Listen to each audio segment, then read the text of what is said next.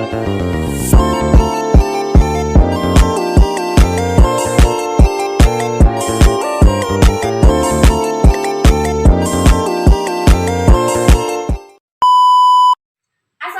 warahmatullahi wabarakatuh.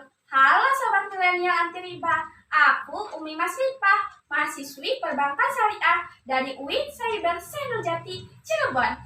Episode kali ini, aku akan membahas tentang pertanyaan-pertanyaan mengenai rasio solvabilitas dari sobat-sobat milenial yang telah mengirimkan pertanyaannya ke aku.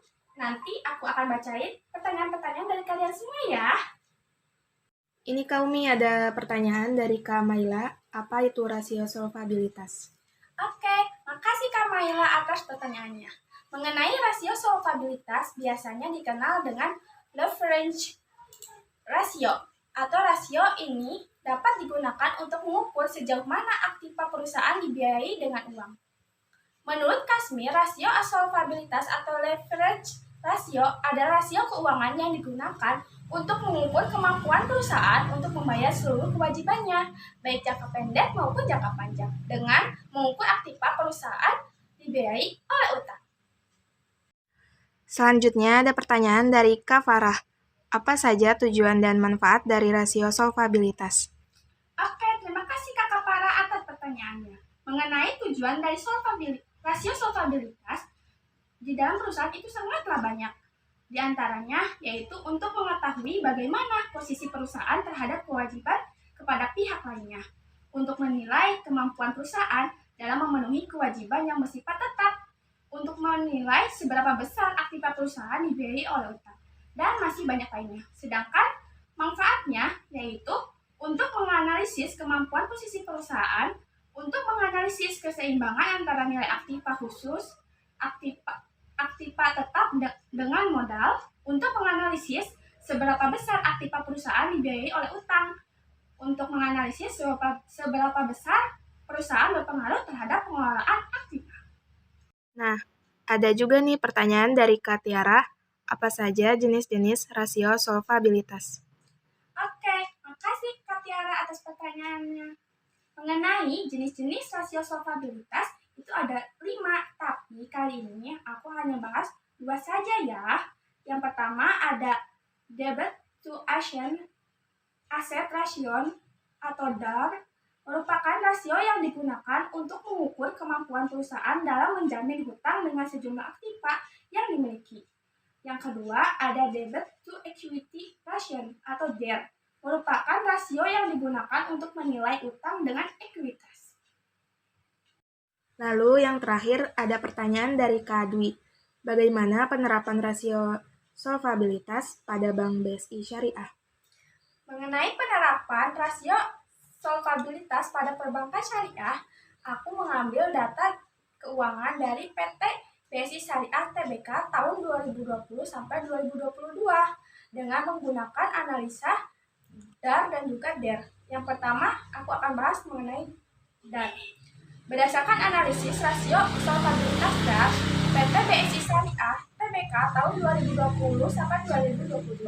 Pertama, rata-rata rasio solvabilitas dengan DAR pada tahun 2020 memiliki nilai 30,75%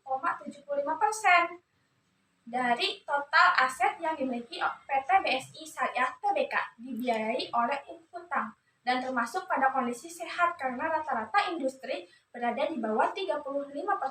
Kedua, rata-rata rasio solvabilitas dengan DAR pada tahun 2021 memiliki nilai 23,60%. Berarti total aset yang dimiliki PT BSI Syariah Tbk dibiayai oleh hutang dan termasuk pada kondisi sehat karena di bawah 35%. Dan yang ketiga, rata-rata rasio solvabilitas dengan DAR pada tahun 2022 dengan data sebanyak 3 triwulan yang digunakan untuk analisis memiliki nilai rasio 17,70% atau total aset yang digunakan dibiayai oleh hutang dan termasuk pada kondisi sehat karena rata-rata industri berada di bawah 35%. Data di atas bahwa data rata-rata DAR berada di bawah standar industri. Hal tersebut dapat dinilai bahwa perusahaan yang dalam hal ini adalah PT BSI Syariah memiliki kinerja keuangan yang baik jika dianalisis dari rasio hutang terhadap aset perusahaan. Rasio hutang terhadap aset sendiri dinilai semakin baik jika bernilai di bawah standar industri, karena hal tersebut bisa diindikasi bahwa semakin kecil perusahaan beroperasional dengan dibiayai oleh hutang, rendahnya hutang di perusahaan juga dinilai baik, karena dapat menurunkan risiko gagal bayar dan juga mengoptimalkan keuntungan perusahaan. Sedangkan analisis dengan menggunakan rasio solvabilitas DER PT BSI Syariah Tbk tahun 2020 sampai 2022. Yang pertama, rata-rata rasio solvabilitas dengan DER pada tahun 2020 PT BSI Syariah Tbk sebesar 298,30%. Tidak sehat karena berada di atas 66%. Kedua, rata-rata rasio solvabilitas dengan DER pada tahun 2021 PT BSI Syariah Tbk sebesar 248,06%. Tidak sehat karena berada di atas 66%. Ketiga, rata-rata rasio solvabilitas dengan DER pada tahun 2022 PT BSI Syariah Tbk sebesar 244,45%. Tidak sehat karena berada di atas 66%. Dari 3 triwulan dinilai lebih baik dari tahun sebelumnya, dengan kembali mengalami penurunan sebesar 3,61%. Berdasarkan rasio solvabilitas dengan indikator DER, terlihat bahwa secara rata-rata pada 3 tahun pengamatan PT BSI Syariah memiliki nilai yang jauh di atas standar industri, hanya pada angka 66%.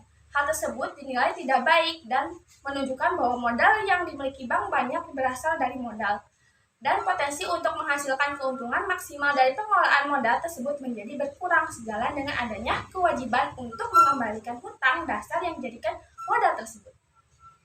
Terima kasih kepada Sobat Milenial Anti Riba yang telah mengirimkan pertanyaan-pertanyaan mengenai rasio solvabilitas. Episode kali ini mengenai rasio solvabilitas sampai di sini dulu ya. Aku, Umi Masrifah, pamit undur diri. Sampai jumpa. Jangan lupa like, comment, and subscribe. Bye-bye. Wassalamualaikum warahmatullahi wabarakatuh.